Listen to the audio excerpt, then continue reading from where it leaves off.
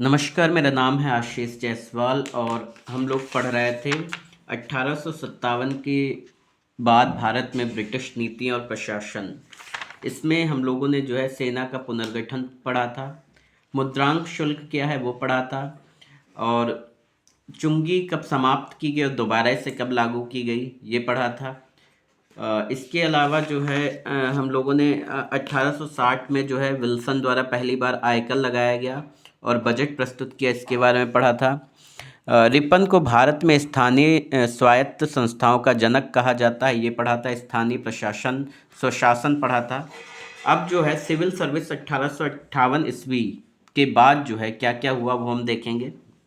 1853 के अधिनियम के द्वारा जो है सिविल सेवा प्रतियोगिता परीक्षा का प्रावधान किया गया। तो सबसे इम्पोर्टेंट क्वेश्चन ये है, सिविल सेवा परीक्षा जो है कब शुरू की गई? तो 1853 में। कब शुरू हुई? 1853 में। तो 1853 ईस्वी के अधिनियम के द्वारा जो है सिविल सेवा परीक्षा का प्रावधान किया गया। 1800 हम कह सकते हैं एक एज अ प्रपोजल आई है, ठीक है। 1859 ईस्वी में परीक्षा के लिए आवश्यक अधिकतम आयु कम करके 22 वर्ष कर दिया गया, ठीक है। तो 1853 में सिविल सेवा प्रतियोगिता का क्या हुआ? शुरुआत हुई। और 1859 में जो है इस परीक्षा में अधिकतम आयु जो है कम करके 22 वर्ष कर दी गई। 1877 में जो है लिटन ने इसे 19 वर्ष कर दिया, और 1877 में जो है लिटन ने इसको कितना कर दिया? 19 वर्ष। तो यहाँ पे चीज़ें समझने वाली हैं कि 1853 में जो है सिविल सेवा प्रतियोगिता का प्रावधान किया गया। 1859 में आयु जो थी वो 22 वर्ष की गई, और 1877 में जो है लिटन जब आए उन्होंने 19 वर्ष कर दी। इसके बाद जब पढ़ोगे तो यहाँ पे जो लॉर्ड डफरिन ने 1886 में चार्ल्स एंचिसन के अधीन सिविल सेवा पर एक कमीशन का गठन किया। इसे एचिंसन कमीशन नाम से जाना जाता है। इसने प्रांतीय सिविल सेवा की अनुशंसा की। तो यहाँ पे क्या कह रहा है कि लॉर्ड डफरिन ने 1886 ईस्वी में चार्ल्स एचिंसन के अधीन, ठीक है, चार्ल्स एचिंसन के अंतर्गत जो है एक कमीशन का गठन किया, और इस कमीशन को नाम दिया गया एचिंसन कमीशन। क्या नाम दिया गया? एचिंसन कमीशन। इसने प्रांतीय सिविल सेवा की अनुशंसा की। 1853 में क्या हुआ? 1853 ईस्वी से सिविल सर्विस के सदस्यों की प्रतियोगी परीक्षाओं के जरिए होने लगी थी। ये परीक्षाएं इंग्लैंड में होती थी तथा परीक्षाएं अंग्रेजी में होती थी। अब यहाँ पे क्या है? 1853 ईस्वी से सिविल सेवा के सदस्यों की भर्ती प्रतियोगी परीक्षाओं के जरिए होने लगी थी, ठीक है। तो सिविल सेवा के सदस्य जो थे वो भर्ती होने लगे थे 1853 से ही। ये परीक्षाएं जो होती इंग्लैंड में होती थी और ये इंग्लिश में होती थी। 1893 में जो है हाउस ऑफ कॉमन्स 1893 में जो है हाउस ऑफ कॉमन्स ने एक विधेयक पारित किया, ठीक है। तो यहाँ पे याद रखना है 1893 में हाउस ऑफ कॉमन्स ने एक विधेयक पारित किया। तो हाउस ऑफ कॉमन्स ने विधेयक कब पारित किया? 1893 में, जिसके अनुसार यह प्रावधान लाया गया कि भारत और ब्रिटेन दोनों जगहों पर सिविल सेवा परीक्षा साथ साथ होगी, ठीक है। इस प्रावधान में क्या लाया गया कि भारत में और ब्रिटेन में दोनों जगह जो सिविल सेवा परीक्षा होगी वो एक साथ होगी, ठीक है, अलग अलग नहीं होगी। 1912 में जो है सिविल सेवा पर लिंटन कमीशन का गठन किया गया। इसे रॉयल कमीशन के नाम से भी जाना जाता है, ठीक है। लिंटन कमीशन का गठन किया गया। इस कमीशन को किस नाम से जाना जाता है? रॉयल कमीशन के नाम से। और एक कमीशन कौन था? एचिंसन कमीशन। कौन सा कमीशन था? एचिंसन कमीशन। इससे पहले हमने एचिंसन कमीशन पढ़ा था, लॉर्ड एचिंसन। इसके बाद जो है 1912 में जो है सिविल सेवा पर लिंटन कमीशन का गठन किया गया। इसे रॉयल कमीशन के नाम से जाना जाता है। 1923 में जो है लॉर्ड ली के अधीन जो है 1923 में लॉर्ड ली के अधीन रॉयल कमीशन का गठन किया गया। इसे लोक सेवा आयोग के गठन की अनुशंसा की, ठीक है। 1923 में क्या किया गया? लॉर्ड ली के अधीन रॉयल कमीशन का गठन किया गया। इसने जो है लोक सेवा आयोग के गठन की अनुशंसा की। तो ये याद रखिए, रॉयल कमीशन, ठीक है। ये क्या है? Royal commission. तो लॉर्ड ली के अधीन जो है रॉयल कमीशन का गठन किया गया और इसने जो है लोक सेवा आयोग की गठन की अनुशंसा की। 1925 में 5 सदस्यीय लोक सेवा आयोग का गठन किया गया। तो ये भी याद रखना, 1925 में 5 सदस्यीय लोक सेवा आयोग का गठन किया गया। तो यहाँ पे एक तो 1953, 1853, 1893, 1912, 1923, 1925, 5 डेट्स हैं इंपॉर्टेंट। 1853, 1893, 1853, 1893, 1912, 1923, 1925, ठीक है। 1853 में सिविल सेवा जो है की शुरुआत होती है, ठीक है। 1853 में हाउस ऑफ कॉमन्स में एक विधेयक पारित होता है। 1912 में रॉयल कमीशन या लिंकटन कमीशन का गठन किया जाता है, ठीक है। 1923 में जो है लॉर्ड ली रॉयल कमीशन का गठन होता है। 1925 में जो है 5 सदस्यीय लोक सेवा आयोग का गठन किया जाता है, ठीक है। इसके बाद देखिए क्या है, कह रहा है परंतु वास्तव में सिविल सर्विस पर अंग्रेजों का ही एकाधिकार बना रहा। कई गवर्नर जनरलों ने यहाँ तक सुझाव दिया कि भारतीयों को उच्च पदों की नौकरियां नहीं दी जाएं, ठीक है। लेकिन क्या कह रहा है कि इस पर जो है अंग्रेजों का ही दबदबा बना रहा।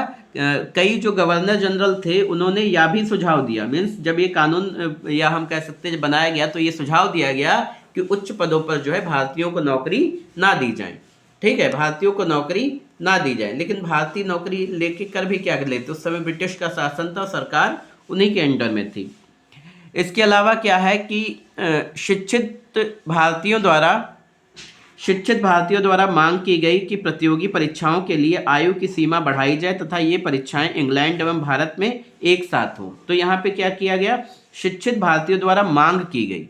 शिक्षित भारतीयों द्वारा क्या मांग की गई कि प्रतियोगी परीक्षाओं के लिए आयु की सीमा बढ़ाई जाए। जो प्रतियोगी परीक्षाएं होंगी इनमें आयु की सीमा बढ़ाई जाए तथा ये परीक्षाएं इंग्लैंड एवं भारत में एक साथ हों।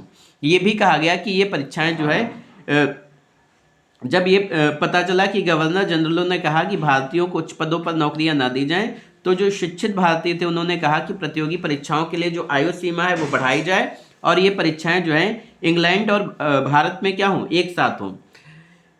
इसके बाद क्या है, कह रहा है लेकिन ब्रिटिश सरकार और गवर्नर जनरलों सहित बड़े अंग्रेज अफसर भारतीयों को पसंद नहीं करते थे। वे नहीं चाहते थे कि शिक्षित भारतीय अपने को अंग्रेजों के बराबर समझें, ठीक है। तो ये क्या कह रहा है कि ब्रिटिश सरकार और गवर्नर जनरलों सहित बड़े अंग्रेज अफसर भारतीयों को पसंद नहीं करते थे। वे नहीं चाहते थे कि शिक्षित भारतीय अपने को अंग्रेजों के बराबर समझें।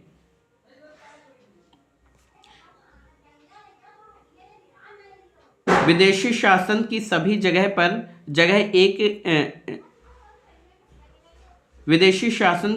जगह यह एक विशेषता होती है कि विदेशी शासन स्थानीय जनता से अपने को श्रेष्ठ समझते हैं व स्वयं को उन पर शासन का अधिकार मानते हैं, ठीक है। तो जो विदेशी शासन होता है उसकी ये आप मान के चलिए कि उनकी एक विशेषता होती है कि वे जो हैं जहाँ शासन कर रहे हैं उनसे खुद को श्रेष्ठ समझते हैं, समझे भी क्यों ना, ठीक है, कि गुलामी कर रहे हो तो वह स्वयं को उन पर शासन का अधिकार मानते हैं।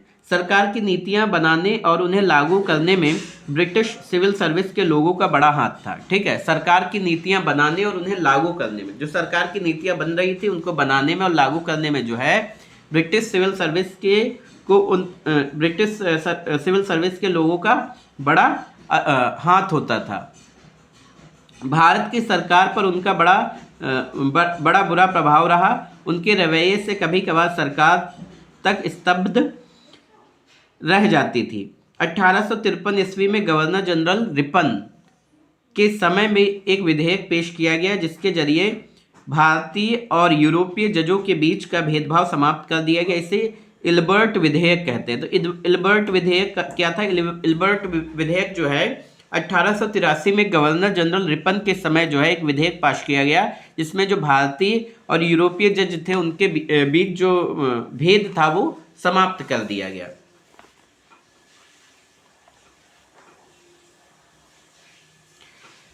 इस विधेयक में कहा गया कि भारतीय जज भी यूरोपीय लोगों के विरुद्ध मुकदमे की सुनवाई कर सकते। इसमें क्या कहा गया कि जो भारतीय जज हैं वो यूरोपीय लोगों के विरुद्ध जो है मुकदमे की सुनवाई कर सकते हैं, मामला उसके अधिकार क्षेत्र में आने पर। सिविल सर्विस के लोगों ने और यूरोपीय लोगों ने इस विधेयक का पुरजोर विरोध किया तथा विवश होकर सरकार को यह विधेयक वापस लेना पड़ा। जब ये विधेयक पास हुआ तो जो सिविल सर्विस के लोग थे और जो यूरोपीय थे, ठीक है, उन लोगों ने इसका विरोध किया, मतलब जो अंग्रेज थे उन्होंने इसका विरोध किया और ये जो है बिल वापस लेना पड़ा। सन 1879 ईस्वी में एक नई प्रशासनिक सेवा आयोग बनी जिसमें प्रत्येक साल कुछ भारतीय भर्ती किए जा सकते थे, परंतु नियुक्ति प्रतियोगिता के आधार पर नहीं होती थी। इस सेवा के लिए उन भारतीय परिवारों से भर्ती की जाती थी जिन्हें अंग्रेज अच्छा समझते थे। भर्ती समाज के उच्च वर्गों से की जाती थी जो ब्रिटिश शासन के समर्थक थे।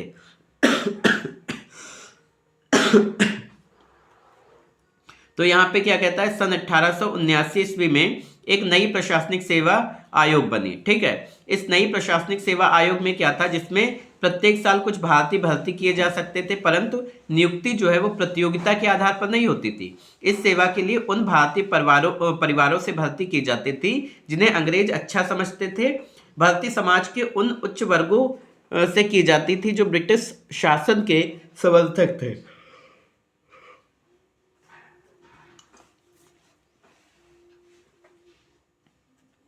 1886 ईस्वी के बाद विभिन्न प्रकार की 3 सेवाएं बनी। उनमें एक पुरानी सिविल सर्विस थी जिसे इंडियन सिविल सर्विस का नाम दिया गया, ठीक है। 1886 के बाद तीन सेवाएं बनी। उनमें से क्या थी, पुरानी सिविल सर्विस जिसे इंडियन सिविल सर्विस नाम दिया गया, ICS, ठीक है, Indian civil service ICS। Civil प्रांतों के लिए भी सिविल सर्विस बनी। इसे प्रांतों के आधार पर नाम दिए गए, जैसे बंगाल सिविल सर्विस। इसके अलावा पेशेवर कामों के लिए भी सेवा का गठन हुआ। उदाहरण के लिए एजुकेशन सर्विस, शिक्षा सेवा। इसके बाद जो हम लोग पढ़ेंगे वो पढ़ेंगे भारतीय राजाओं के प्रति ब्रिटिश नीतियां, ठीक है। और इसको पढ़ने के बाद फिर फूट डालो और शासन करो की ब्रिटिश नीति, और फिर अफगानिस्तान और वर्मा के प्रति नीति, और ये चैप्टर आपका फिनिश हो जाएगा। फिर इसके बाद आर्थिक जीवन में परिवर्तन पढ़ेंगे।